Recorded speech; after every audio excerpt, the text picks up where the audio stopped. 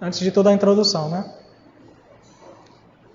Na formação eu tentei juntar tanto informações da teologia quanto considerações devocionais, né? Para nós descobrirmos por que devemos amar Maria Santíssima. No entanto, eu não almejo com a formação fazer com que vocês amem ela, porque na verdade eu já estou pressupondo que vocês já a amam. Estou pressupondo isso. E se vocês não a amam, né, então eu espero que esta formação sirva para isso. Por que, Iago, você já pressupõe que nós já amamos a Virgem Maria? Porque como eu coloquei na descrição, né, é um ato natural, espontâneo e autêntico de um cristão, o amor a Maria Santíssima. O cristão que não ama Maria Santíssima não é um cristão autêntico.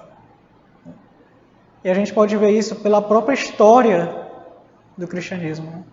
Porque desde épocas longínquas, na verdade, desde a própria vida de Maria Santíssima, os cristãos a veneram. Então, a gente tem orações até hoje do século III, temos pinturas, representações da Virgem Maria desde a Antiguidade, né? E sempre, e é até incrível que na Antiguidade os cristãos, eles primeiramente veneravam apenas os mártires, né? Apenas os mártires. No entanto, eles já veneravam Maria Santíssima, mesmo ela não sendo propriamente uma mártir, né?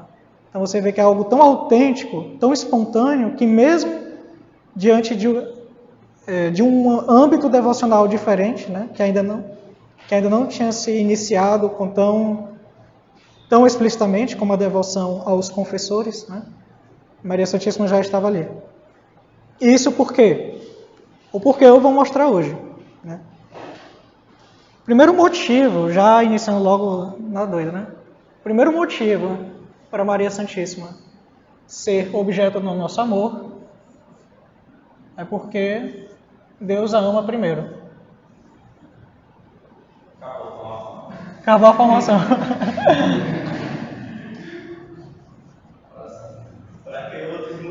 Valeu, galera. Então esse é o primeiro motivo. Deus a ama primeiro. Certo?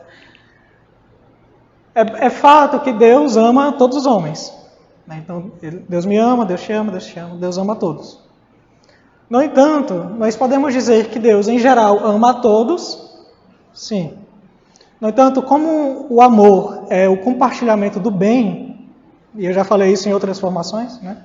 Amar alguém é difundir o bem, dar o bem a ele, desejar o bem a ele. Né? Existem pessoas que é maior objeto de amor do que outras, de Deus. Isso significa que Deus ama a todos, e imensamente. Tanto é imensamente que seu Filho morreu por todos. Então você vê a grandeza do amor de Deus por nós. No entanto, apesar de amor abismal, esse amor ele se frutifica em cada um de nós em medidas diferentes. E Maria Santíssima, ela é, como Dom Futoxin diz nesse livro aqui, o primeiro amor do mundo. Né? Por quê? Porque de todos os homens, a não ser o seu próprio filho, Deus amou Maria Santíssima, acima de todos. De tal maneira que Deus, no seu ato criacional, ele pensa na sua criação. Né? De maneira análoga, podemos dizer isso. Deus, no seu ato criacional, ele pensa nela. Então Deus, antes mesmo que esse mundo existisse, já era pensamento de Deus. Até porque Deus, ele vê o passado, o presente e o futuro com um único olhar. Para Deus, o tempo é um único presente.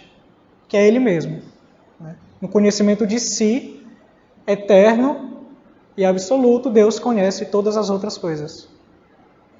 Então, nós mesmos já éramos pensados por Deus antes da criação do mundo. No entanto, Deus ele cria o mundo pensando no seu Filho.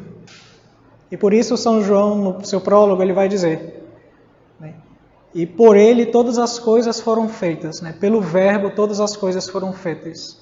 Deus, num conhecimento de si mesmo, ele gera seu Filho, e amando o seu Filho, e a partir da visão de seu Filho, ele cria o mundo. Assim como o carpinteiro ele pensa na mesa e faz a mesa, Deus, vendo o seu próprio Filho, ele cria o mundo. No entanto, Deus já sabia que o homem iria cair. Deus já sabia. E por isso, quando ele pensa na criação do homem, ele já pensa na salvação do homem. Então, por um mesmo decreto, Perdão, eu acabei me pulando. Então, Deus, por um decreto, ele determina que seu Filho irá se encarnar para salvar o mundo. Certo? Então, desde toda a eternidade, antes mesmo da criação, Deus já pensou na encarnação de seu Filho para a salvação dos homens. Por quê? Porque seu pensamento é eterno. No entanto, nós já sabemos que Deus quis que seu Filho se encarnasse, não de qualquer jeito. E que ele também não viesse de qualquer jeito, mas que ele fosse concebido no seio de uma mulher. E por isso São Paulo vai dizer, nascido de uma mulher. Em Gálatas. Nascido de uma mulher. Ou seja, no mesmo decreto eterno em que Deus determina a encarnação do seu Filho, ele determina que ele vai nascer no seio da Virgem Maria. No mesmo decreto. Quando Deus decreta que seu Filho se encarnará, já está neste decreto a existência da Virgem Maria e o amor a Deus por ela.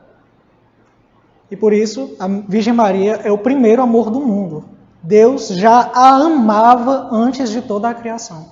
Assim como amava seu Filho e sabia que seu Filho se encarnaria, ele ao mesmo tempo amava já desde toda a eternidade a mãe que conceberia seu Filho. Então, o primeiro motivo e fonte de todos os outros do nosso amor à Virgem Maria é que Deus a amou primeiro. E nesse sentido, nós não podemos temer a quantidade de amor que devemos dar a ela e que podemos. Não devemos temer, porque nós nunca alcançaremos o amor de Deus por ela. Nunca alcançaremos. No entanto, o nosso amor por ela não é qualquer amor.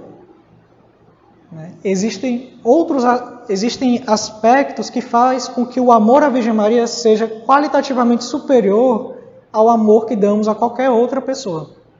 Seja nossa esposa, nossa mãe, nosso pai, nossos irmãos, nossos filhos. Só esse primeiro ponto, que Deus a ama primeiro e ama a ela mais do que a nós, já é um motivo bastante para compreendermos.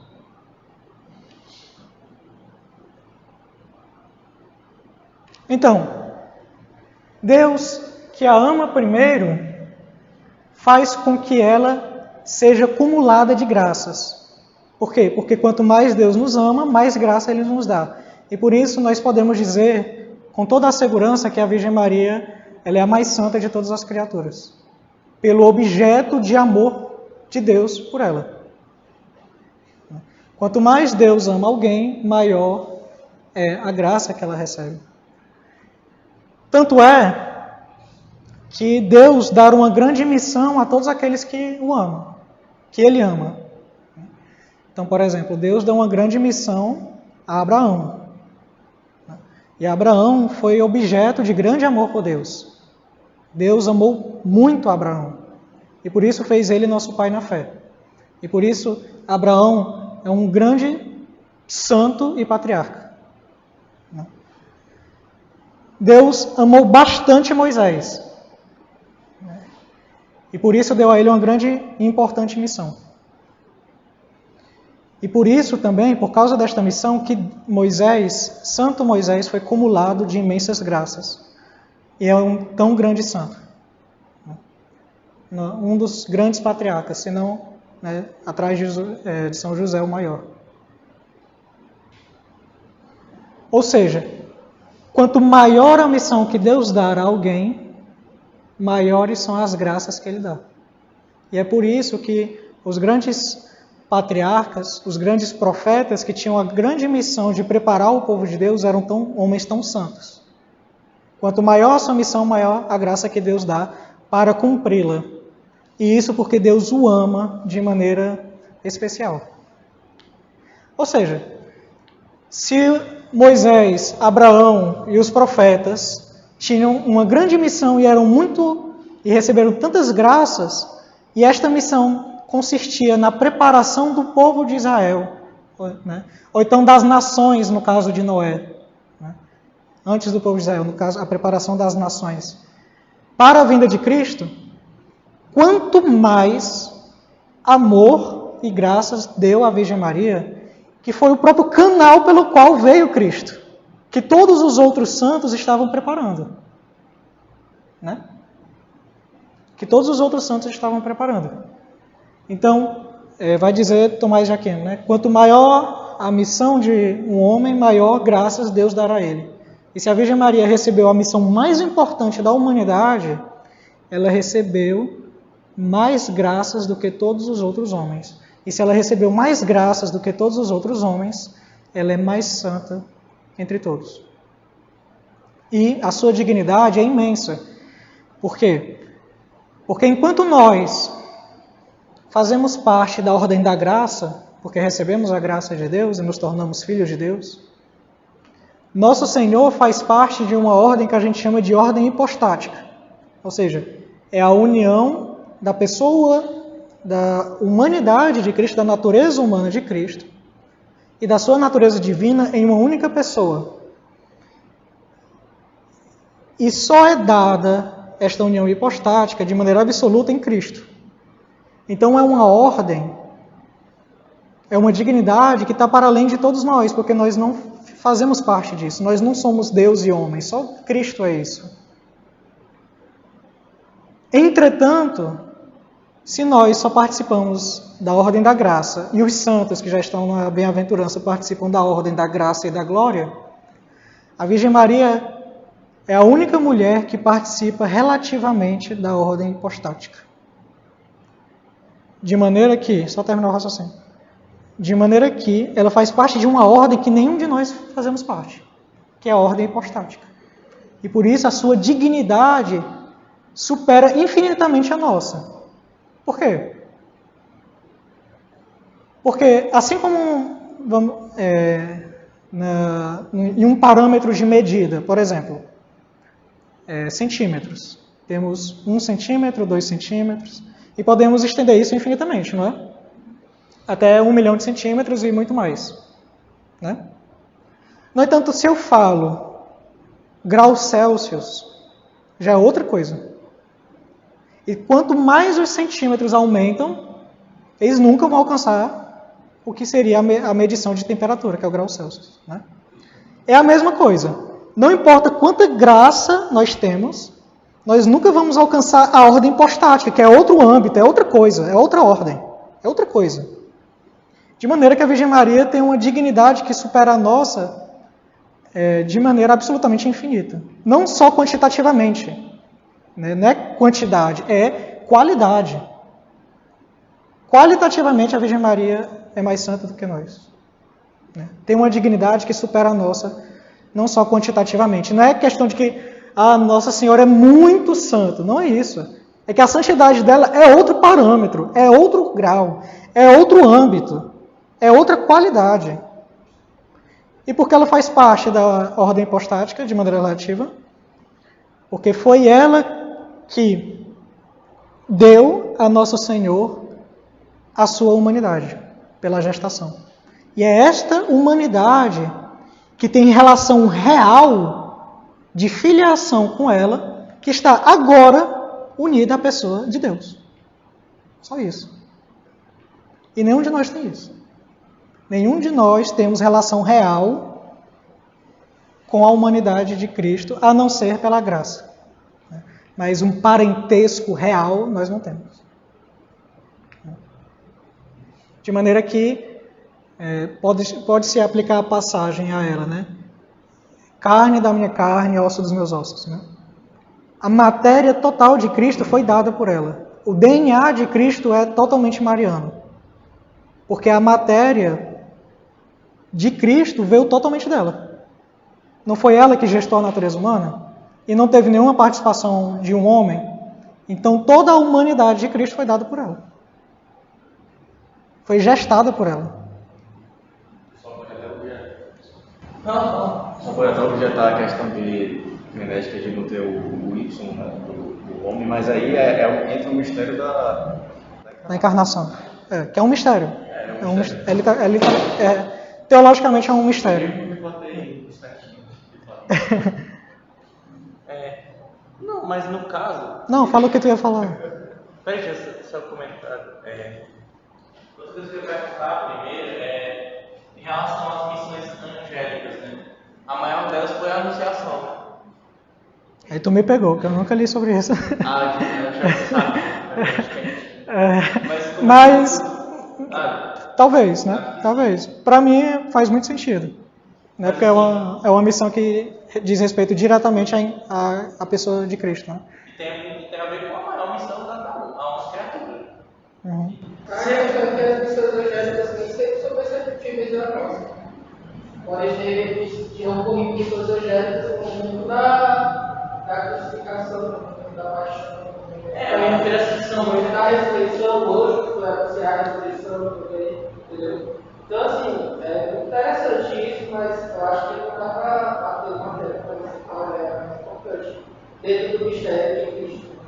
Mas, assim, a encarnação, logicamente, a missão de Maria foi maior que todas as angélicas. Né? Todas as angélicas. Foi maior do que todas as angélicas. Eu não sei entre os anjos qual foi a maior. Mas o da Virgem Maria foi maior do que a de todos os anjos. Saber entre as criaturas. Hã? Saber entre os anjos, mas saber entre as criaturas. Entre as criaturas, saber a Virgem Nossa Senhora. Mas eu ia fazer um comentário. Diga. E agora eu acho interessante você parar para pensar esse amor e iniciativa de Deus, sabe? É uma das coisas que é um dos mistérios mais belos de todo o cristianismo. É saber que ele nos amou primeiro. Isso. E que esse amor primeiro de Deus, ele é gratuito e sempre iniciativa, e sempre iniciado, não se for amor de iniciativa, né? E que esse amor por iniciativa, como você falou, existe todas as consequências, né?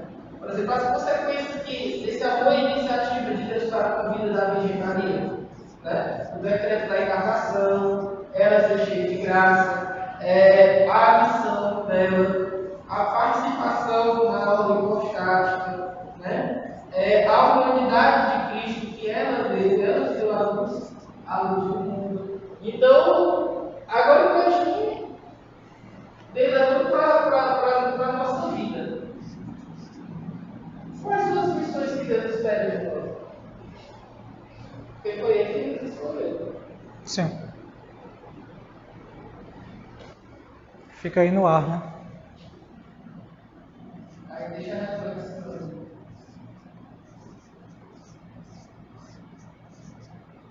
E o interessante é que não importa qual a missão que Deus te deu, a Virgem Maria faz parte dela.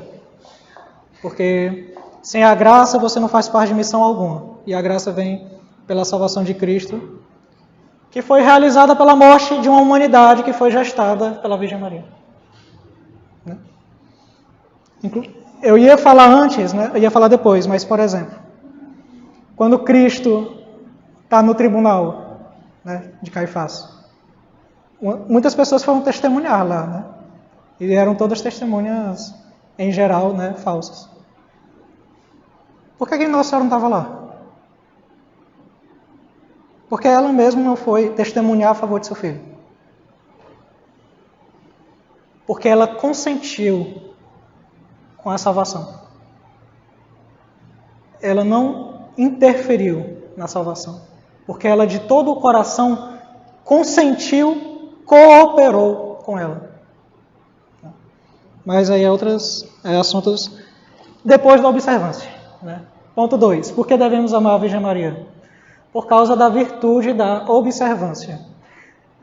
Eu vou dizer para vocês de que tipo de ordem eu estou colocando. Pode ser que...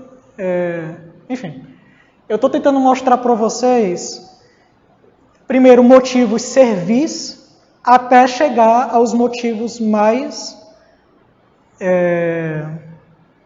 de amor filial. Ou, né, aos prediletos, aos escolhidos, o amor esponsal, como foi dado a São José.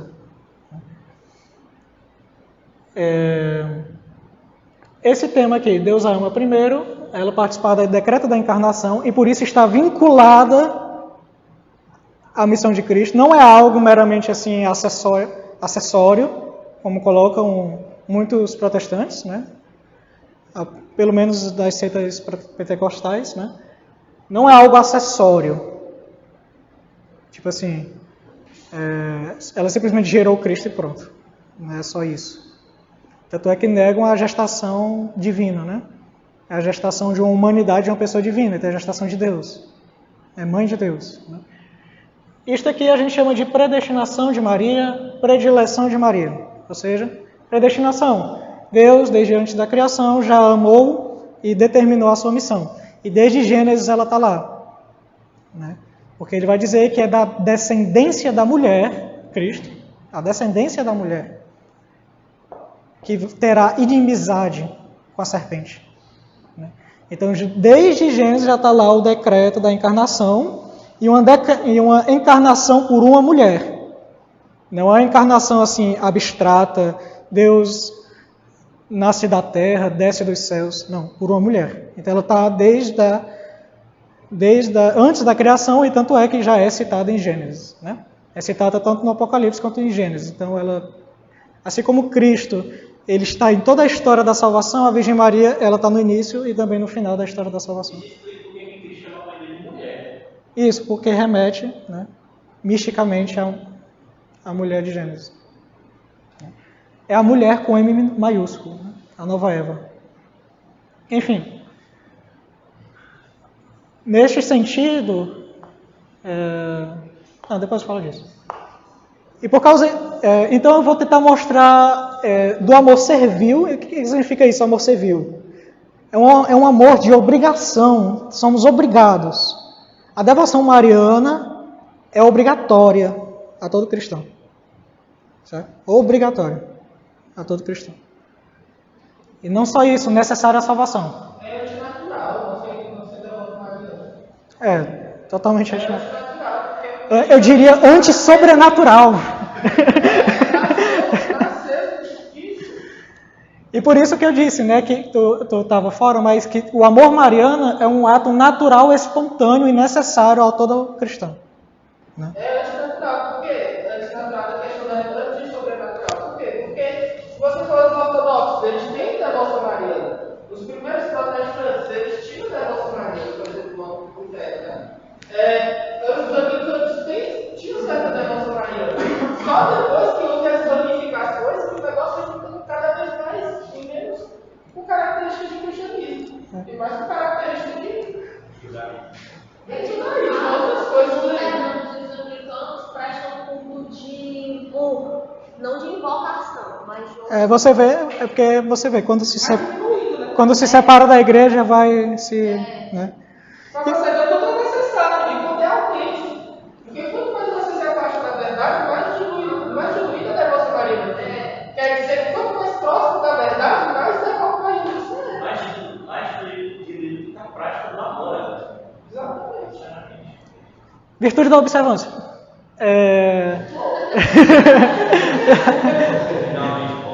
Todos nós sabemos que existem 4 virtudes cardeais. Já é catequese, tá vendo? 4 virtudes cardeais. Fortaleza, Fortaleza, justiça, temperança e prudência. Né? São as 4 virtudes cardeais. Entre elas está a justiça. Né? A virtude da justiça é aquilo, é dar a outro o que lhe é devido. Então, por exemplo, se o Gabriel, eu estou devendo a ele R$20, então é de justiça que eu pague 50.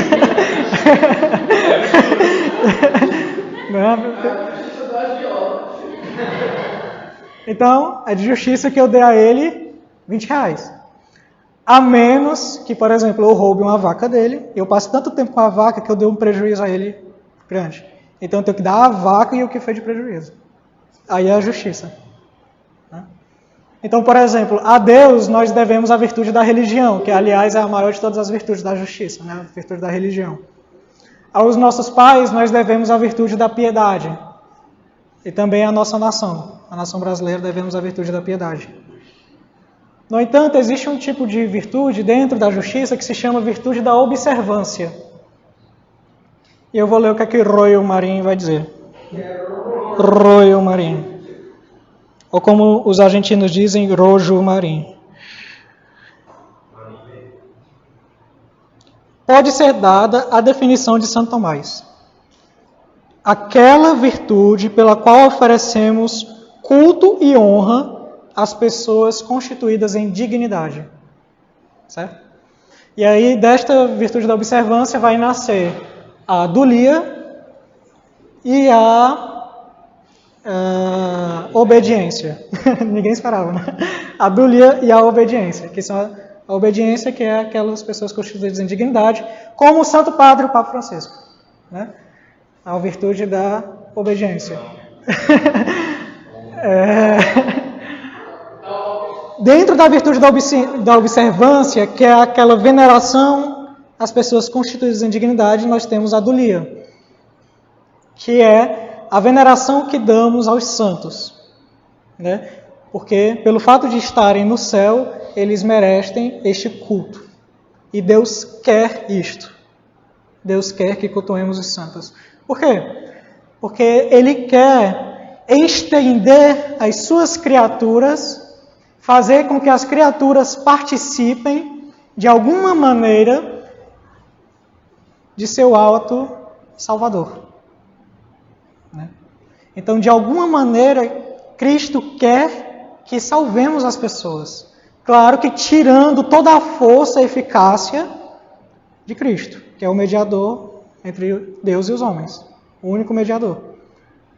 Mas Ele quer que nós participemos desta obra redentora.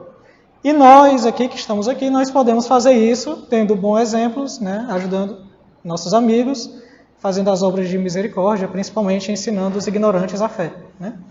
Mas os santos que estão no céu e participam da ordem da glória, coisa que nós não participamos ainda, eles possuem mais dignidade e estão lá cotidianamente orando a Deus por nós. Né? E nesta maneira eles participam da nossa vida. Né?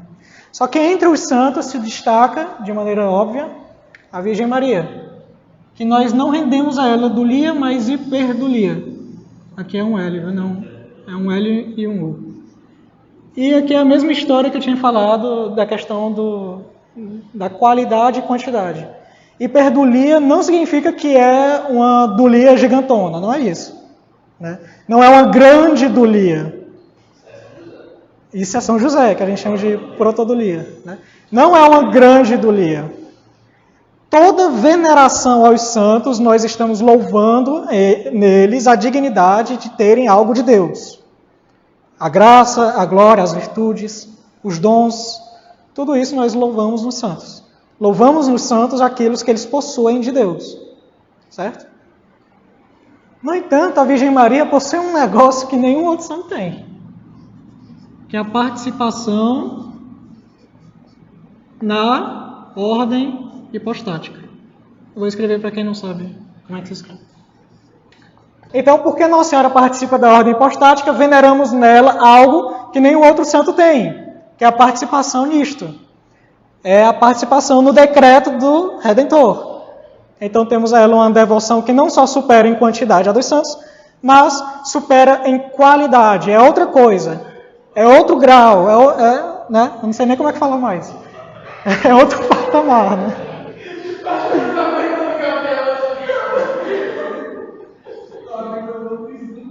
Então vamos do mais servil ao mais filial. Isso não significa que a observância da virtude da observância não significa que nós fazemos com mera amor servil. Eu espero que não.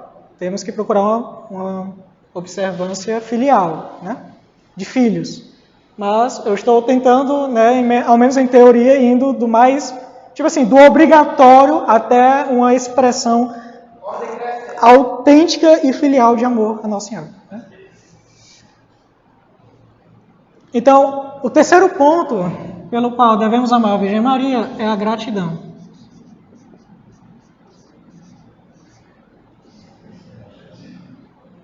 Fato.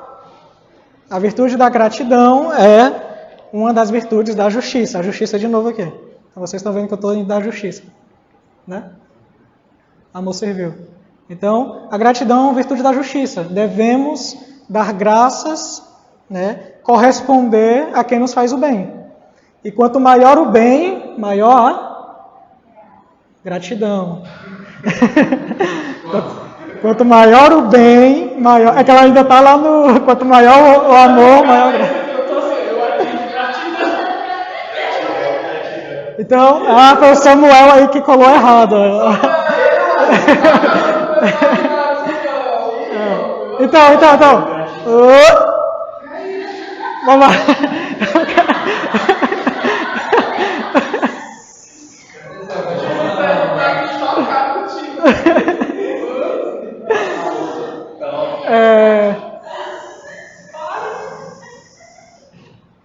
A gratidão, sim, devemos retribuir com o bem a quem nos faz o bem, como dizem, né? Isso é um ato de justiça, certo? O padre Rochini, né, no seu livro Instruções Marianas, ele vai dizer que os animais, eles demonstram gratidão. Claro que é uma gratidão fruto de um apetite natural, então não é uma gratidão racional. Né? Então, por exemplo, essa semana providencialmente eu vi num post de Instagram sobre como os gatos demonstram gratidão. Né?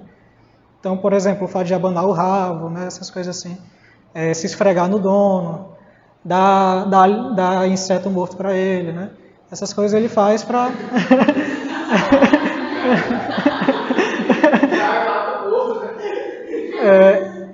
o cachorro, né, quando ele tem um dono, ele tem casos, né, de cachorros que foram fiéis ao dono até a morte. Né? Então, até os animais têm gratidão, como diz Rochini. Isso significa que o homem sem a gratidão, ele se rebaixa a pior do que os animais. Né? Ele se rebaixa a algo pior que os animais. São Tomás ele vai dizer que tem 3 graus de gratidão, né? E eu vou...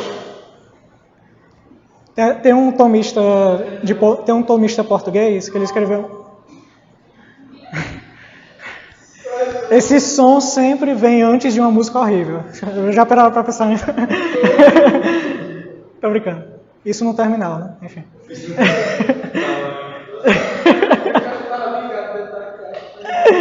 Eu já estava prevendo a música da Tufi aí. Enfim. Eu dormi muito metido pra praia. Tem um tomista português que ele vai mostrar a relação da gratidão com a linguagem, né? E aí, eu não digo agora o nome dele, que me fugiu.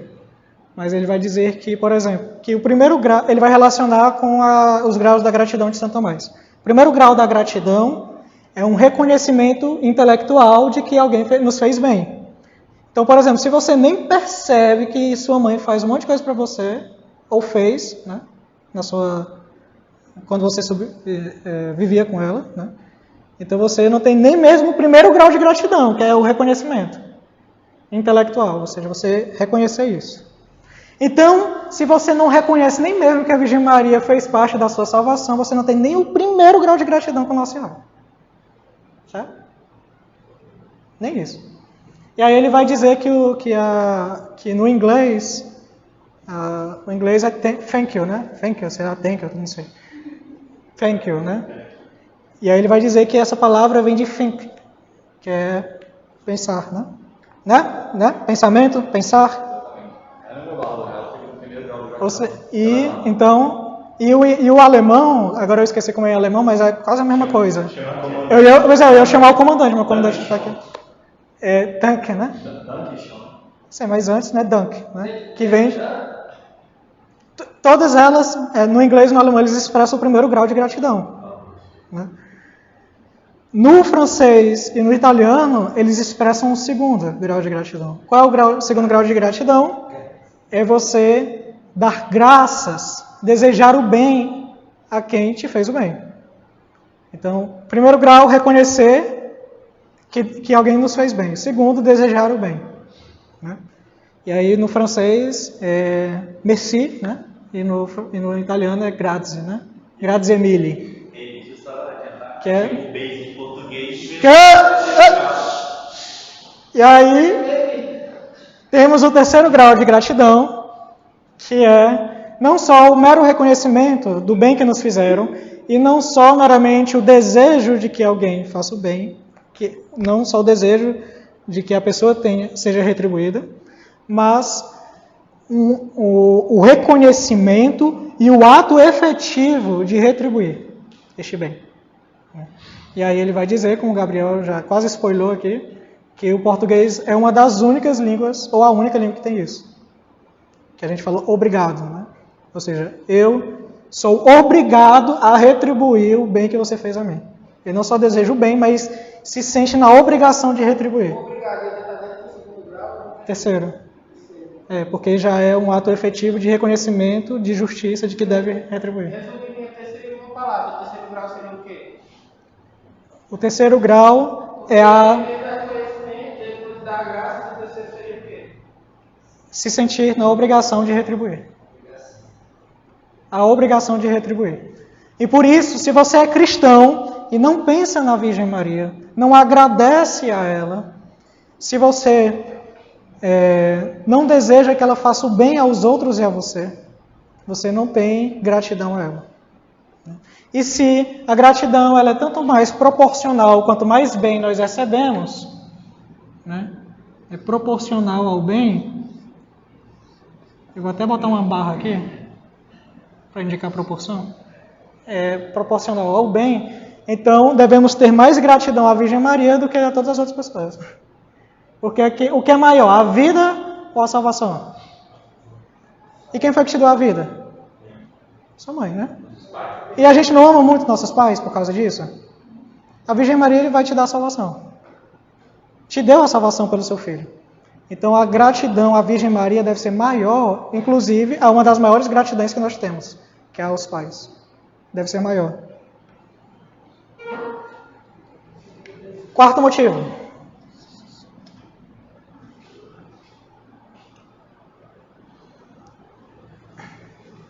Piedade filial.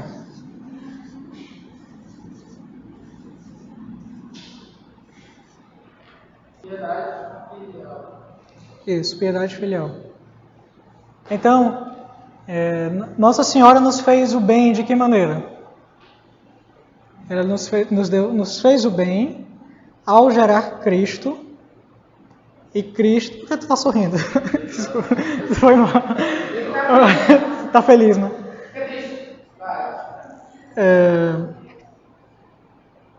A piedade... Perdão. A gratidão ela nasce de um bem. Qual foi o bem que Nossa Senhora nos fez? Ela nos deu Jesus Cristo. E Jesus Cristo é a nossa caminho, a verdade e a vida. Neste ato de maternidade divina de Nossa Senhora, ela também nos gera. Ou seja, Nossa Senhora, ao gerar Cristo, ela também gera o próprio Cristo. Ao gerar Cristo, ela também nos gera. E por isso, da maternidade divina, nasce a maternidade espiritual. Certo? Da maternidade divina nasce a maternidade espiritual. Oi. Então, não seria nesse sentido, quanto igreja. Eu vou explicar agora. Está muito. Está apressado, está ansioso. Está ansioso. Da maternidade divina nasce a maternidade espiritual. Porque ela é nossa mãe. Muitos vão achar que a maternidade de Nossa Senhora para conosco, ela é meramente uma maternidade afetiva. Ou seja, Nossa Senhora nos ama, e ela nos ama tanto que parece amor de mãe. Ela é nossa mãe. Oh, não é só isso. Claro que tem isso. Ela nos ama muito, radicalmente. Né? Tanto que deu seu filho por nós. E isto foi a sua maior dor. Né? Dar o seu filho. Se você tem tanto mais dor, quanto mais ama alguém, imagina a dor de Nossa Senhora. Porque se você sente dor quando os seus pais morrem, você que ama bem pouco eles, imagina a dor dela, que amava tanto seu filho. Né? Então, ela deu seu filho por nós. Quando ela gera Cristo, sim, maternidade afetiva, né? Não é só isso. Também não é só maternidade adotiva, como se Nossa Senhora assinasse lá um papel e pronto, é como se fosse nossa mãe. Ela cuida de nós como mãe. Então, Deus deu a Virgem Maria a nós como mãe adotiva. Não foi isso. Quando Nosso Senhor está na cruz e fala para São João, filho, eis aí a tua mãe, e mãe, eis aí o teu filho, ele não está dando Nossa Senhora, a maternidade de Nossa Senhora, meramente uma maternidade jurídica. Não é isso. A maternidade de Nossa Senhora, ela é adotiva? É, mas é semelhante com a adoção da graça. É uma adoção real. Certo? Não é meramente uma assinatura de papel, é uma maternidade real por nós. Certo? Ela é realmente, olha aqui, ó, realmente nossa mãe. Não é metáfora, não é alusão, alegoria, não é isso. Ela é realmente nossa mãe. Certo? Realmente. Como é que isso se dá? Existem dois tipos de vida. A vida natural e a vida sobrenatural. Isso. Menino esperto. E aqui é a vida orgânica, né? Orgânica. Quem nos deu a vida natural? Nossos pais. E por isso nós devemos a eles gratidão, piedade. Quarto mandamento, né? Honrar pai e mãe, gratidão, piedade. Certo? Então, por causa da vida natural, nossos pais são realmente nossos pais. Certo? E por causa disso, nós devemos um grande amor a eles.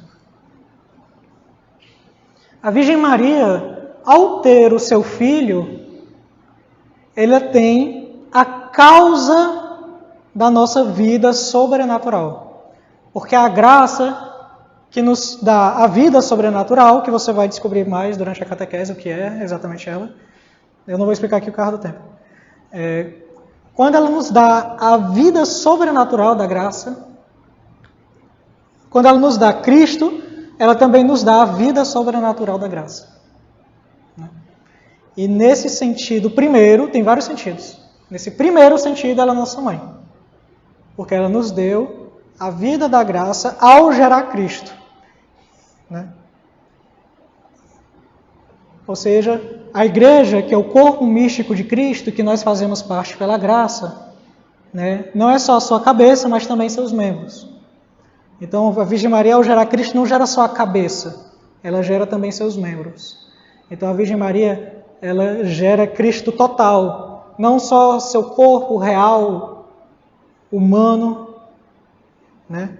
Mas também gera o seu corpo místico, que é a igreja. E por isso, o Concílio Vaticano vai declarar, o primeiro concílio que vai dizer isso, vai declarar Nossa Senhora a mãe da igreja. Né? Aliás, eu recomendo muito a leitura do que o Concílio Vaticano II... Hã? Mãe da igreja não é do segundo. São João Paulo II? Não, a mãe da igreja não é do segundo, não. São Paulo VI. Durante o Concílio Vaticano II. É porque ele falou que vai ser a primeira, né? Eu falei do Concílio Vaticano I? É Concílio Vaticano II. Por isso eu também recomendo vocês lerem o que o Concílio Vaticano II fala sobre Nossa Senhora, porque é o concílio mais mariano da igreja.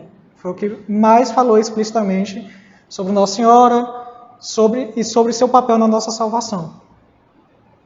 Também foi o primeiro concílio a falar sobre a sua cooperação na nossa salvação e etc. Né? Então, eu recomendo muito a leitura. Enfim, um outro sentido. Por que Cristo vem pela Virgem Maria? Porque Deus decidiu que Cristo veio pela Virgem Maria e seu decreto é eterno. Ele também quer que Cristo continue vindo por ela, por meio dela. E isso nos diz os santos padres da igreja e os teólogos em unanimidade, desde a antiguidade até hoje. Se Cristo veio pela Virgem Maria, Cristo continuará vindo até nós por meio dela. E Cristo vem a nós por meio da graça. A graça vem, então, sempre pelas mãos delicadas e maternas da Virgem Maria. Como materializa o milagre das bodas de Caná. Como no milagre das bodas de Caná. É um bom exemplo.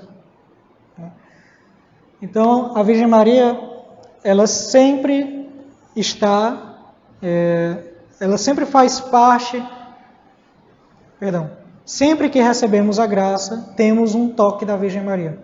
Assim como Deus está presente em todas as coisas pelo seu ser, porque todas as coisas existem, porque Deus sustenta elas na criação, a Virgem Maria se faz presente na nossa alma na medida em que nós recebemos a graça de Deus, tanto a atual quanto a santificante. E aí é o que a gente chama de presença virtual da Virgem Maria em nossa alma. Ou seja, Cristo, ele veio por meio dela e agora ele se faz presente em sua alma por meio da graça, vindo através da Virgem Maria. Certo? Então, quando nós recebemos a graça, mais uma vez ela gera Cristo em nós. Uma segunda vez, podemos dizer, ela gera Cristo em nós. Ela gera Cristo, que é em nós, por meio da graça. Então, temos essa presença de Nossa Senhora em nós. E essa presença, da Virgem Maria em nós, ela é materna, Presença materna.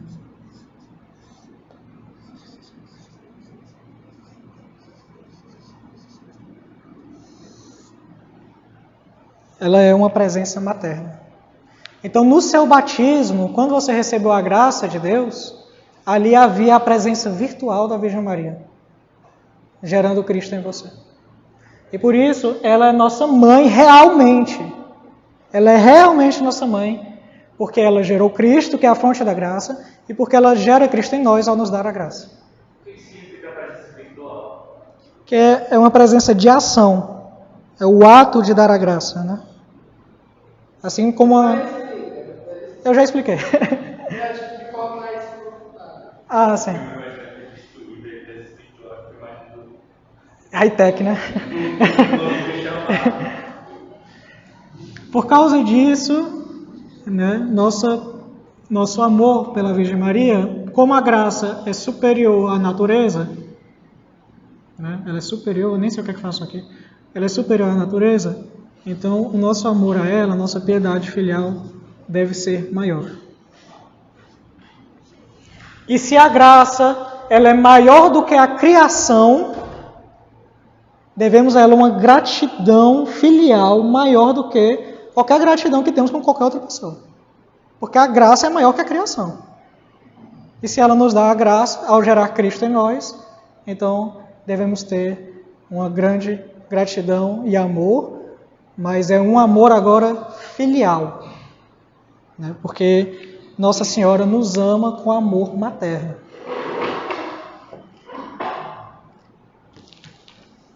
Vou pegar o que Royal Marin diz.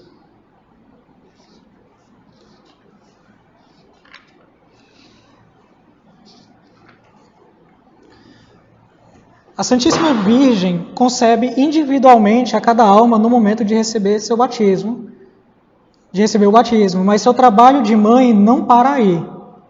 Segue formando a seus filhos em seu seio maternal. Como? Alimentando-os mediante as graças que necessitam. Ele fala mais, mas eu vou encurtar. Educando-os. Ela fez isso com Jesus, que quis se submeter a ela e deixar-se formar por ela. Fê-lo com cada um de seus filhos. É grande mestra na arte de ensinar e conhecer e amar a Jesus. Defendendo-os, a vida da graça corre risco contínuos por muitos e fortes inimigos que a perseguem. A Virgem Santíssima, como mãe, vela atentamente e sai ao passo de todos os perigos que ameaçam seus filhos. E ela faz isso de maneira solícita, prodigamente, ou seja, com um coração magnânimo,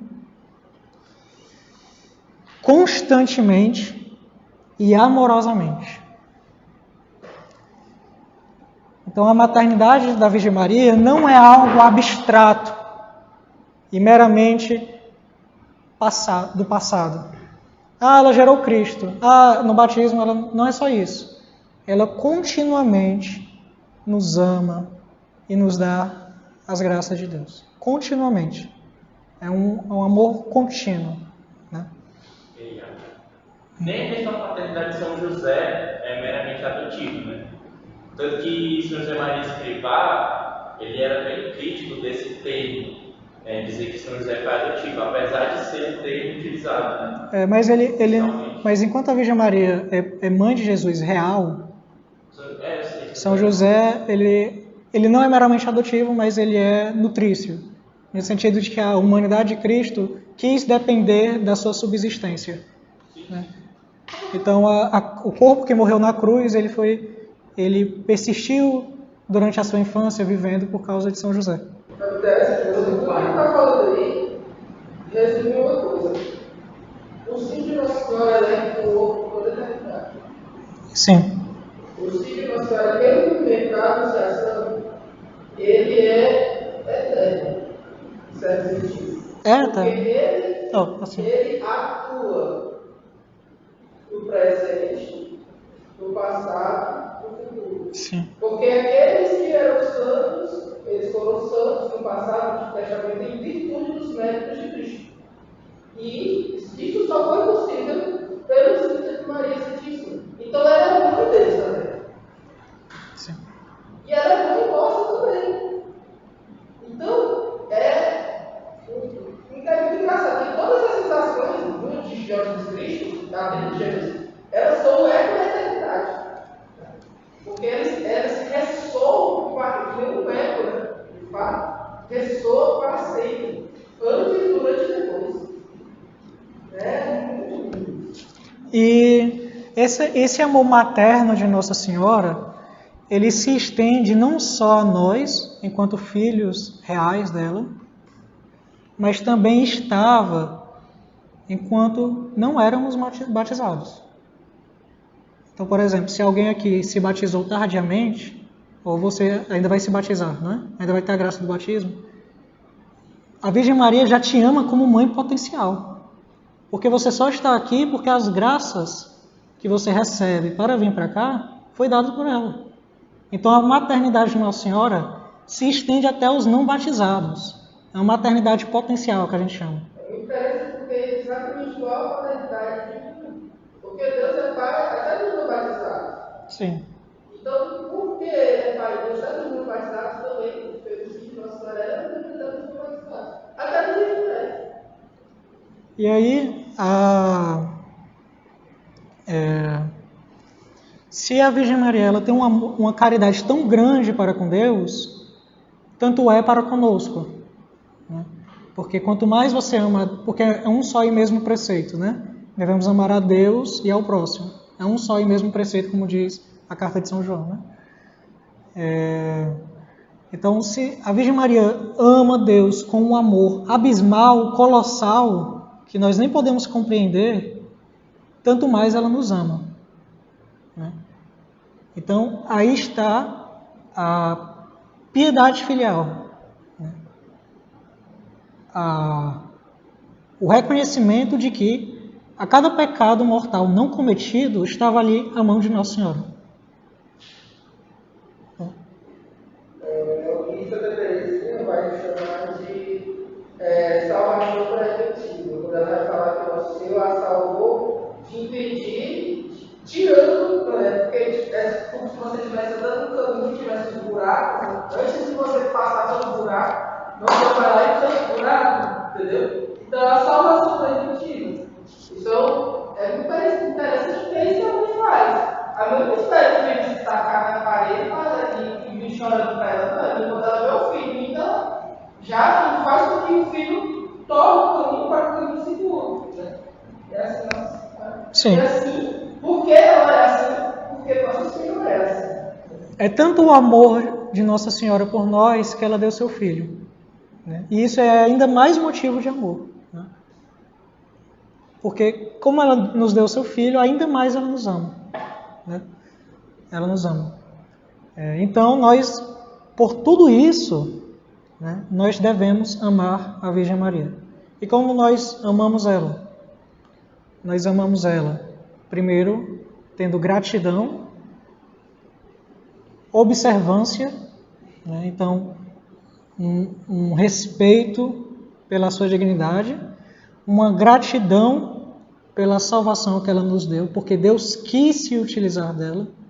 Então veja que sempre que a gente fala de Nossa Senhora no plano da salvação, é porque Deus quis, pela sua livre bondade Ele quis, né? Assim como Ele quis te criar, você assim podia nem existir, né? Ele quis que a Virgem Maria participasse da nossa salvação. E assim como nós participamos de maneira muito simples, muito pequena, muito medíocre e miserável, quando ajudamos nossos amigos, né? Quando rezamos por eles, né? Quando damos exemplo. Mas a Virgem Maria já é outro nível, né? Tem nem comparação. Não, eu não vou mais abrir, a gente conversa mais depois que o tempo está acabando. E é um amor sempre solícito que nos ama. Eu estou de olho na hora, viu? Eu estou de olho na hora, estou com o celular aqui. Que nos ama antes mesmo de pedirmos. Nas bodas de Caná, ninguém pediu ajuda para ela.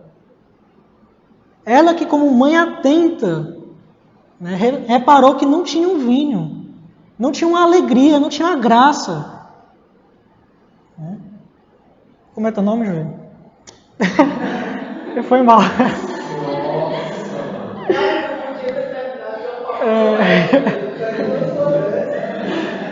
Então, o Júlio, né, que a gente tem a grande alegria dele ser catecúmeno e querer o batismo. Nossa Senhora chega para Cristo, o Júlio não tem o batismo. É sério, estou falando, é sério isso.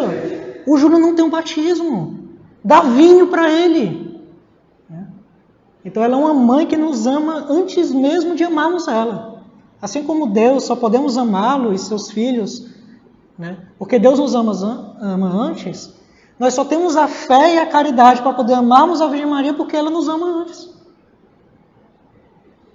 É interessante isso, porque você vê que pedagogicamente falando, você compreender e falar realmente do amor de mãe para o ser humano, para o homem, por exemplo, é mais fácil de você compreender quando a mãe precisa do que, por exemplo, falar só do pai, entendeu?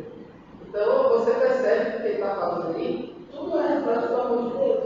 É tudo o amor de Deus em Maria, porque ela era todo de Deus. Então fica mais palpável porque ela é a lua. E a lua é iluminada pela luz do sol, entendeu? Então é como se fosse assim, a luz do sol é tão fulgurante, como Nossa Senhora a gente consegue compreender de forma mais palpável.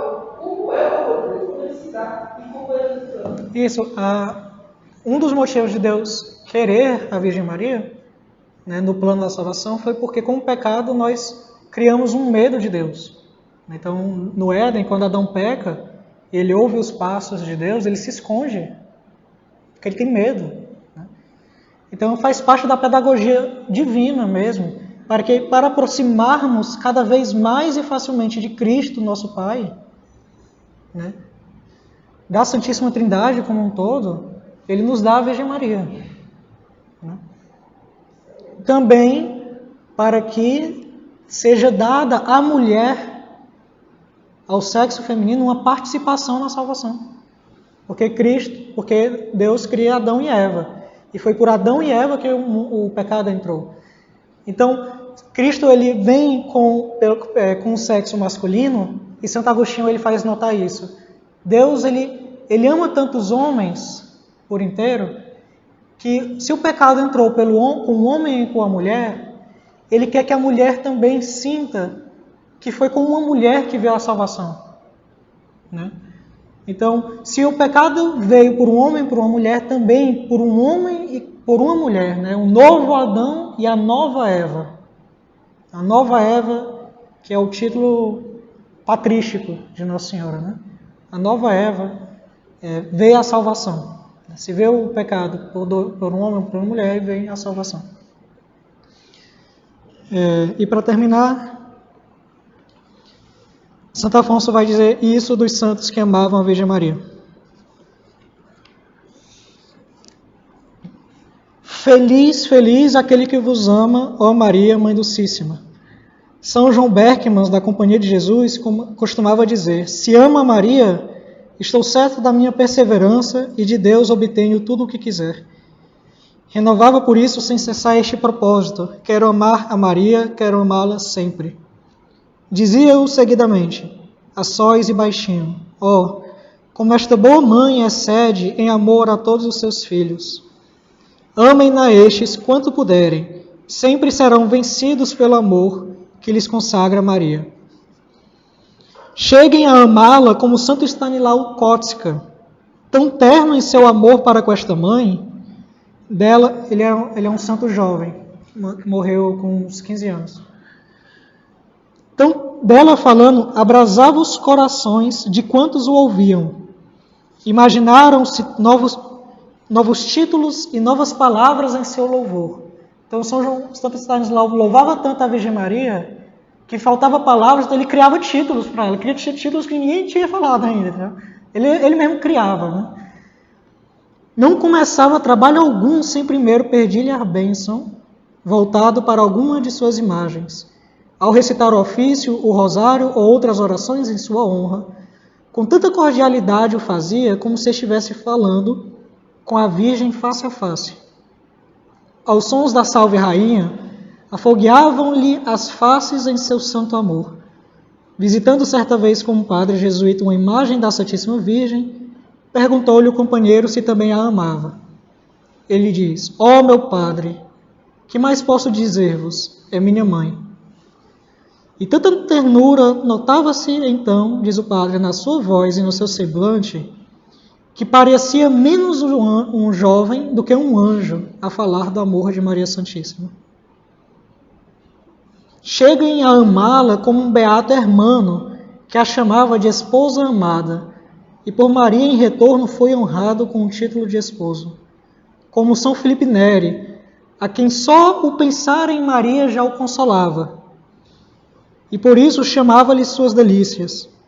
E como São Francisco de Solano, que uma vez, que na verdade costumava cantar ao som de instrumentos em via pública na frente de uma imagem, como a quem recita, né, as cantigas de amor à sua amada. Então, por aqui eu já tenho que encerrar pelo tempo, a gente podia ficar aqui até 9 da noite, né? Mas uma coisa que eu queria destacar, lembrem-se que o amor nasce da gratidão, né? Ou a gratidão nasce do amor, né? Então temos que agradecer a Virgem Maria, e de que maneira? Rezando o Santo Terço, como ela nos pede, né?